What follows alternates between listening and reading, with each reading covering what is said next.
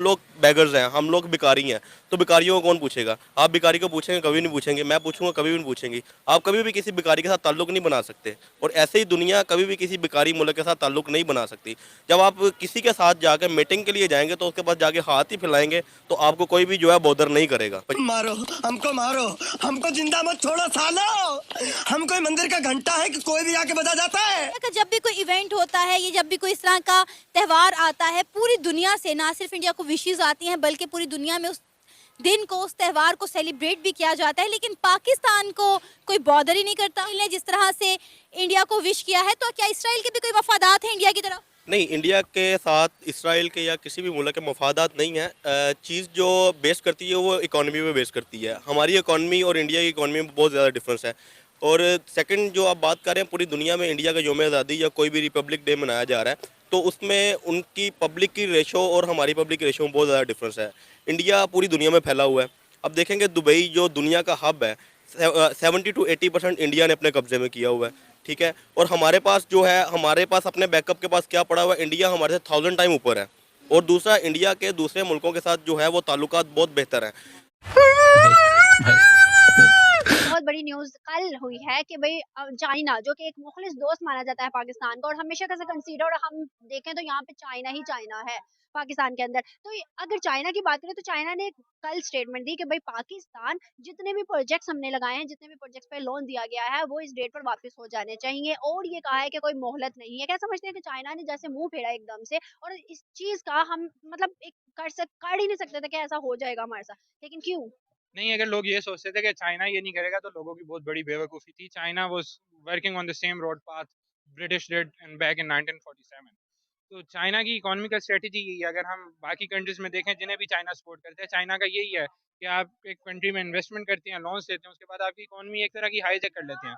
China Pakistan के साथ भी वही कर रहा है। That is normal. हेलो दोस्तों, आप सभी का स्वागत है द इंडिया फर्स्ट चैनल पर। जैसा कि आप जानते हैं, हमारे पड़ोसी मुल्क पाकिस्तान पिछले कुछ महीनों से भयावह आर्थिक संकट में फंसा हुआ है। देश का विदेशी मुद्रा भंडार ना के बराबर है, तो वहीं लगभग पूरी दुनिया उसकी ओर से हाथ खींचती जा रही है। पाकिस्तान में डीजल पेट्रोल का दाम ऊंचाई के रिकॉर्ड स्तर पर पहुंच चुका है।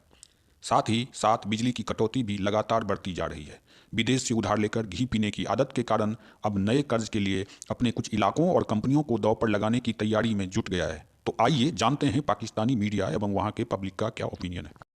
तो भिखारियों को कौन पूछेगा? आप भिखारी को पूछेंगे, कभी नहीं पूछेंगे, मैं पूछूँगा, कभी भी नहीं पूछेंगे। आप कभी भी किसी भिखारी के साथ ताल्लुक नहीं बना सकते और ऐसे ही दुनिया कभी भी किसी भिखारी मुल्क के साथ ताल्लुक नहीं बना सकती।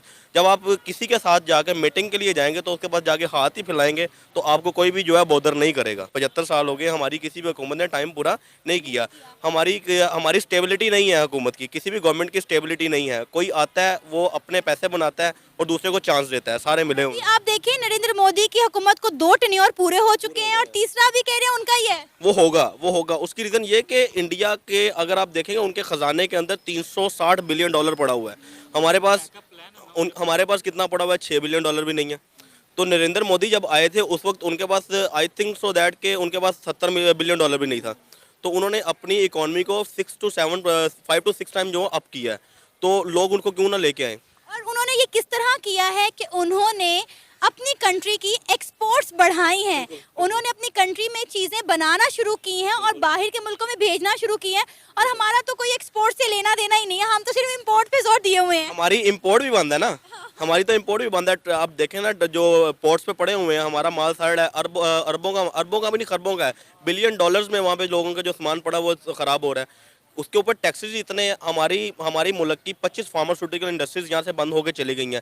120 फार्मा जो टोटल इंडस्ट्री है वो बंद होकर बांग्लादेश में चली गई। रीज़न क्या है? वहाँ पे टैक्सेस नहीं है, लोग वहाँ पे बिजनेस कर रहे हैं। बांग्लादेश हमारे से ऊपर चला गया। जो मुल्क हमारे से अलग हुआ था वो हमारे से ऊपर चला गया, हम लोग पीछे रह गए हुए हैं। टके की वैल्यू आप देखें, पाकिस्तानी रुपये से डबल है। हाँ, डबल है।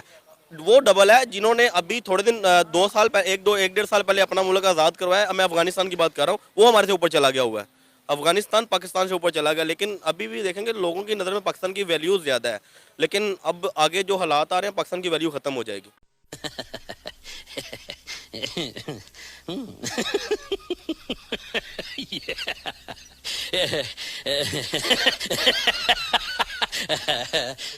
और से एक और आपको न्यूज़ सुनाती चलूँ कि अफ़गानिस्तान और उसके अलावा बांग्लादेश बांग्लादेश में भी कल एक स्टेटमेंट आई थी कि हम शुक्र है अलग हो गए वरना आज हम भी रो रहे होते।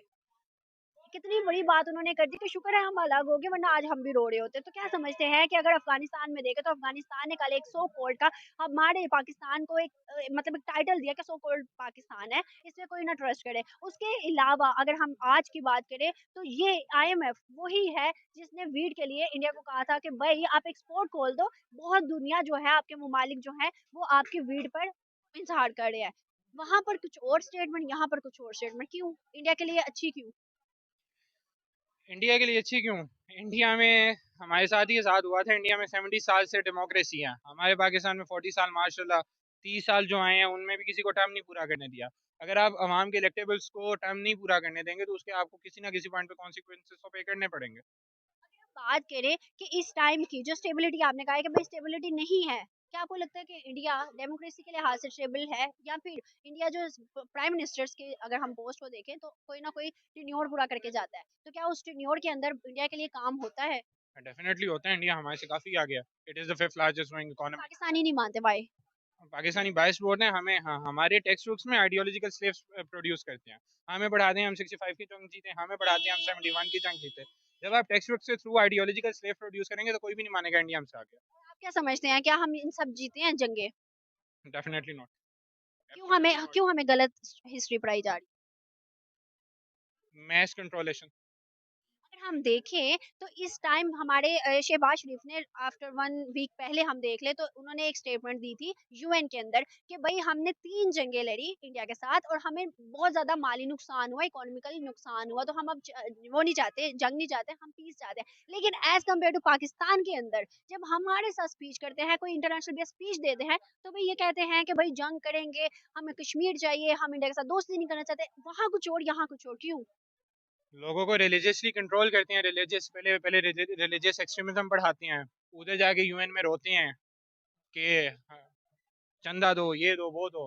पाकिस्तान में आके फिर स्पीचेस करते हैं कि अगर अमेरिका इराक में घुस सकता है, सीरिया में घुस सकता है, अफगानिस्तान में घुस सकता है ह्यूमन इंडिपेंडेंस के नाम पे। तो जिस चीज़ को काफिर ह्यूमन इंडिपेंडेंस बोल रहे हैं, हमारा दीन जहाद बोलता है। बेशक हमारा दीन बोलते हैं लेकिन इनका कोई रिलीजियस पर्पस नहीं है। तो बस अपना कुछ करना नहीं है इन्होंने, लोगों को कॉन्टेमिनेट करते रहना है, कभी रिलीजियस कार्ड पे करके। अगर कोई वुमेन पॉलिटिक्स में एक्सेल कर रही है तो उसमें कैरेक्टर कार्ड आ जाएगा। ये चीज़ें हैं हमारी, लोग लगते हैं लगे जा रही हैं। और भी बहुत सारी कंट्रीज हैं जो इंडिया को इंडिया के डिफरेंट त्यौहार पर, डिफरेंट इवेंट पर जो है विश भी करती हैं और सेलिब्रेट भी करती हैं। तो क्या वो भी पाकिस्तान को जलाने के लिए सब कुछ करते हैं? देखें जी, उनका जो एक सियासी महाज है ना, वो दुनिया में बड़ा अच्छा है। दूसरी उनकी पॉपुलेशन है। तीसरा उनकी जो टेक्नोलॉजी है ना, वो दुनिया में मानी जाती है। हमारे पास हर चीज़ है। हमारे जो नौजवान हैं, हुनरमंद नौजवान हैं, हमारी गवर्नमेंट या हमारे जो बड़े बड़े लोग हैं वो उनको सपोर्ट नहीं करते। इवन के वो लोग गाड़ियाँ भी खुद बनाते हैं अपने मुल्क में, और हमें गाड़ियाँ बाहर से इंपोर्ट करनी पड़ती हैं और हमें डबल ट्रिपल पैसे देने पड़ते हैं। तो जिसकी वजह से कि पूरी दुनिया उनको जानती है, मानती है, इस वजह से कि वो टेक्नोलॉजी में आगे हैं और उनकी जो सियासत है जो वो पूरी दुनिया में एक अहम किरदार रखते हैं। हालांकि वो हमसे हर मामले में पीछे हैं, लेकिन फिर भी पूरी दुनिया में वो असर व रसूख रखते हैं। अगर हमारे लोग भी बड़े सियासतदान या वो पूरी दुनिया के साथ ताउन करें तो हम भी पूरी दुनिया में, हमें भी लोग हमारे कदमों में आके बैठें और हमें भी सलाम करें, और हमें भी 14 अगस्त या इवन के हमारी ईद जो होती है वो हमें विशेष करें। आपको पता है कि पाकिस्तान का कोई इवेंट हो तो हमारी इस्लामिक कंट्रीज ही हमें विश नहीं करती, जबकि इंडिया की 75वें यौम आज़ादी पूरी दुनिया में सेलिब्रेट की गई थी और बड़े शानदार तरीके से कि सब देखते रह गए थे। वो इसलिए हमें विश नहीं करते कि कहीं जो है इंडिया नाराज़ ना हो जाए, इसराइल नाराज़ ना हो जाए, या इवन के जिसका इमरान खान साहब नाम लेते हैं, जिस मुल्क का मैं उसका नाम नहीं लेना चाहूँगा, कभी जाना पड़ सकता है, तो उसका वो नाराज़ ना हो जाए हमसे, इसलिए वो हमें विश नहीं करते। उनको लग पता जाएगा जब दुनिया में जितने भी इस्लामी मुल्क हैं उनको सिक्योरिटी की ज़रूरत पड़ेगी ना, इंशाल्लाह पाकिस्तानी फ़ौज को ही मंगवाएंगे और मंगवाते भी हैं। तो उनको थोड़ी सी ज़रा अरबों को ना ज़रा शर्म होनी चाहिए, अपनी अय्याशियों से बाहर निकलें और इस चीज़ को समझें। सारे मुस्लिम कंट्रीज के ताल्लुकात जो हैं वो इंडिया के साथ बेहतरीन हैं, हमारी मुस्लिम कंट्रीज हमारा ही साथ नहीं देती। वो इसलिए नहीं ना दे रही कि जो इसराइल है या इंडिया है या अदर ममालिक हैं जो हमारे ख़िलाफ़ हैं, वो कहीं नाराज़ ना हो जाए, या यूरोपीय यूनियन है या इस तरह के कोई हैं कि अगर हम पाकिस्तान की इसकी इज़्ज़त की बात करें, इसकी सपोर्ट करेंगे तो हमसे वो नाराज़ हो जाएंगे। वहाँ चाइना है या और कुछ कंट्रीज़ हैं जो हमारा साथ दे रहे हैं, जो हमें आगे लेके जाना चाहते हैं, तो ठीक है, हमें हम उनको हम उनकी हमें की ज़रूरत है वो ना करें। हम भी अपने जो चाइना है, दूसरे जो मुल्क हमारे साथ ताउन रखते हैं, हम भी उनके साथ रखें। हम उनके कानून, कौन से दूसरे मुल्क हमारे साथ ताउन कर रहे हैं? कोई एक दो का नाम बता दो।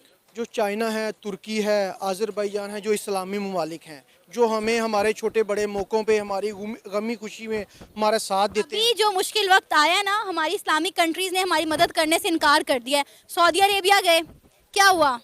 कोई मदद मिली? चाइना कोई मदद कर रहा है? अभी वो इस वजह से चाइना तो इसलिए नहीं मदद कर रहा क्योंकि उनका हमने सीधी बात है सी पैक रोक दिया है, उनका हमने रोका है, ठीक है ना। अगर हम आज उनका सी पैक खोल दें, चाइना हमारा जो है पूरा मुल्क ना सऊदी अरब या यूएई से आगे ले जाए। सिर्फ वो हमारी अपनी गलतियों कोताहियों की वजह से हमने उनका सी पैक रोका है, बल्कि हमने अपनी नौजवान का फ्यूचर रोका है, हमने अपने पाकिस्तानी अवाम का, अपने मुल्क का फ्यूचर रोका है।